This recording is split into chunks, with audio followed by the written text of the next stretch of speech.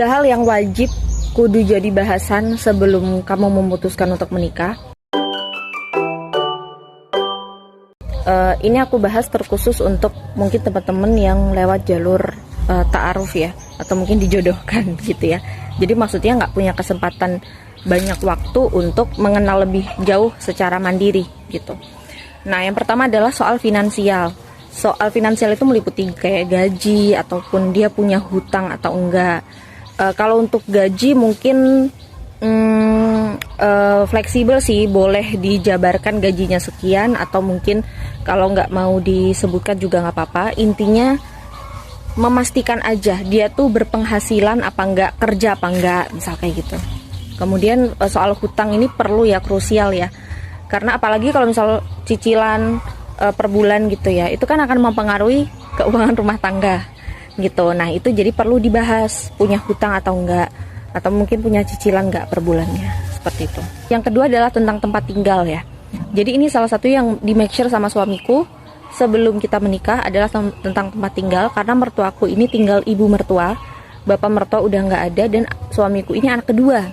Jadi kakaknya atau mbaknya ini sudah menikah dan dibawa ke luar kota gitu. Otomatis di rumah ini cuma berdua, suamiku sama ibunya gitu. Jadi kalau suamiku menikah, otomatis diharapkan sekali untuk tetap tinggal di rumah karena menemani sang ibu gitu kan, udah mulai sepuh.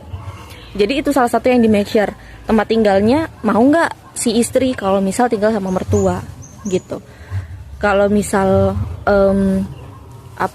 terpaksa banget nggak mau, ya itu perlu dibahas ke depannya gimana nih untuk win-win solutionnya kayak gitu. Itu perlu banget untuk dibahas. Kemudian yang ketiga adalah soal perjanjian ini, maksud aku di make sure aja sekalian. Misal kalau aku kan aku nggak mau dipoligami, aku ngomong dari awal, walaupun mungkin suamiku juga nggak ada tanda-tanda pengen poligami, cuman aku make sure di awal teman-teman. Jadi jangan ragu untuk make sure, kok ngomongin gituan sih, nggak mungkin, jangan takut seperti itu. Ngomong aja di awal, aku nggak mau dipoligami, aku ngomong dari awal, pokoknya kalau kita menikah syaratnya aku nggak mau dipoligami kayak gitu. Terus misal boleh juga kayak misal kasus yang lain, misal aku mau menikah cuman syaratnya tidak boleh selingkuh, tidak boleh KDRT misal, atau tidak boleh berkata kasar misal, seperti itu dibuat aja perjanjian di awal.